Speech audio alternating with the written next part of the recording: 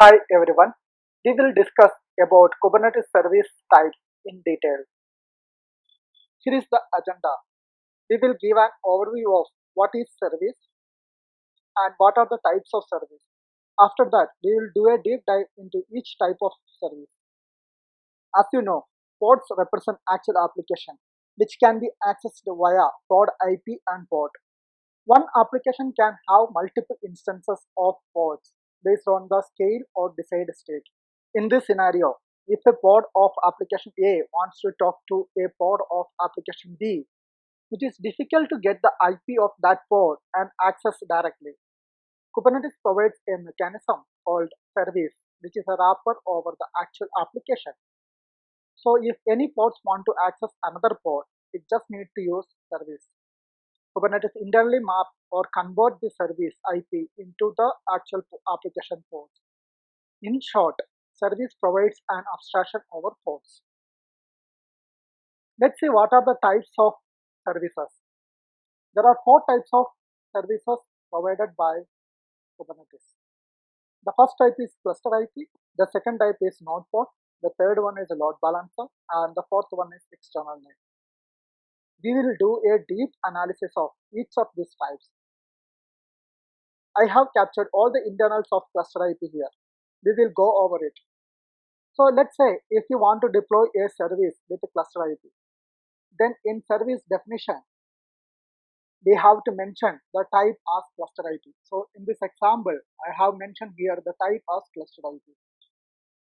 So when we provision this service on the Kubernetes, it allocates a cluster IP.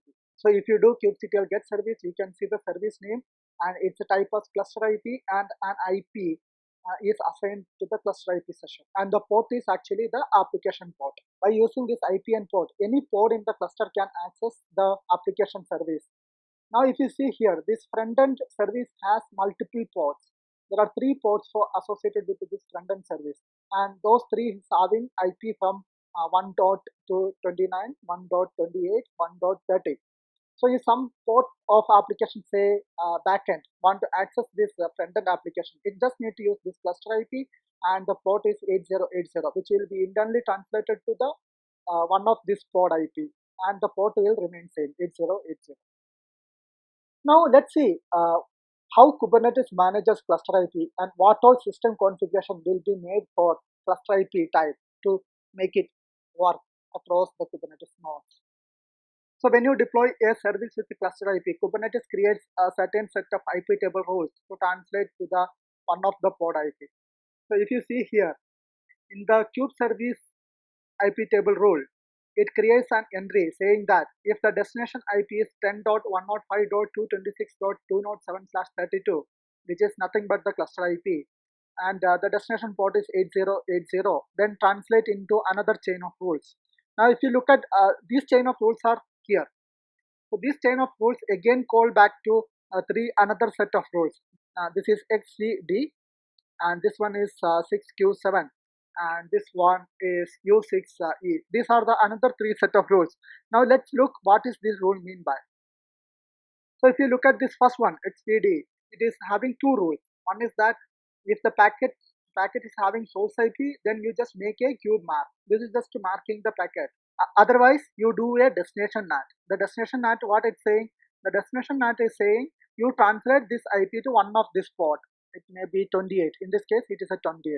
So whenever any port accessing another port using this cluster IP and 8080 port, first it will be doing a IP table lookup in that kube service.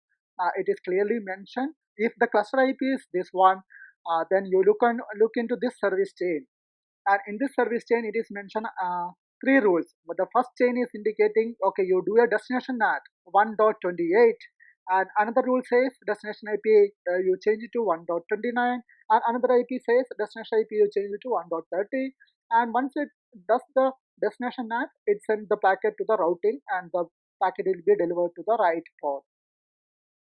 So this is what happens when you deploy a service with a type as cluster IP. The next is node pod.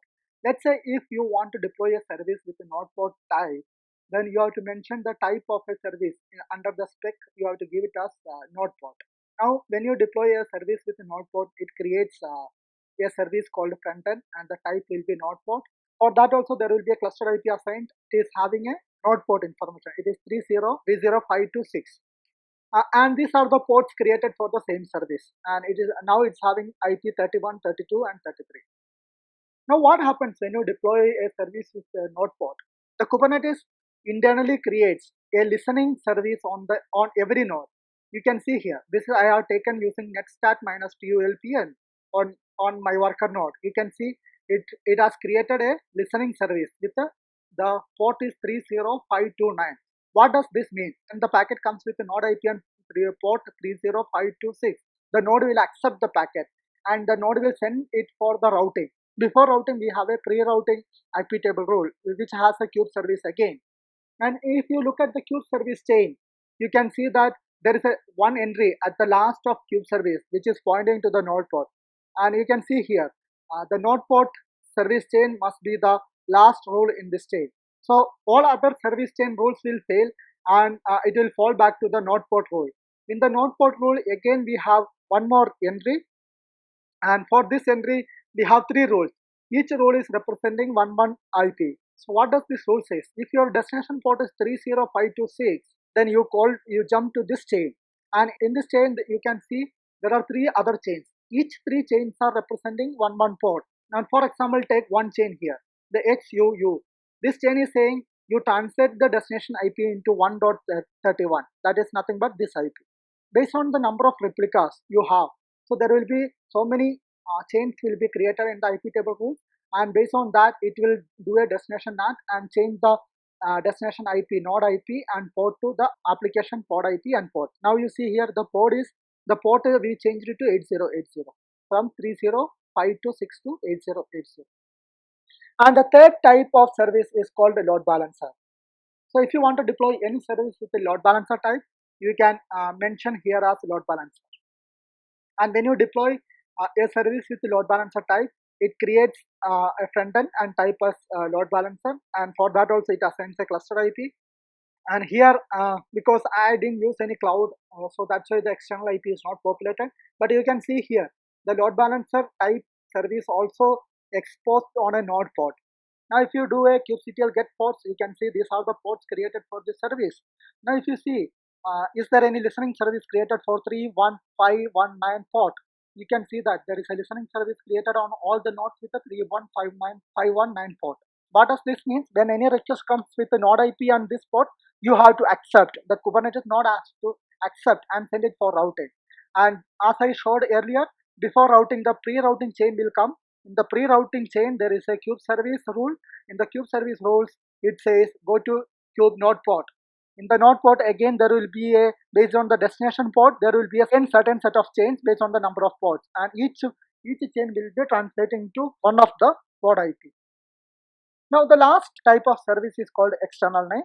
Now this is typically, it will not have any selectors, which means if you deploy say a service with the type of external name, you can see the front end application is deployed with the external name, but the instead of external IP place, the URL name has come, and can see the application is actually created, the ports are created, but there is no way by using this URL we cannot reach here.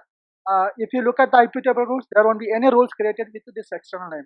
The external name typically, here I have used this application as front end, that's why for this service there is a set of ports are created, but typically external name used without any selectors, which means it's just to use for going outside.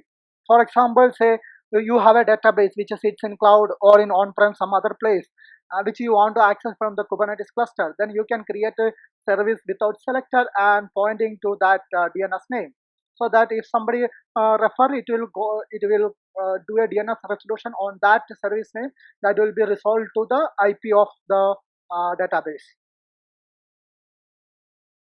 Thanks for watching.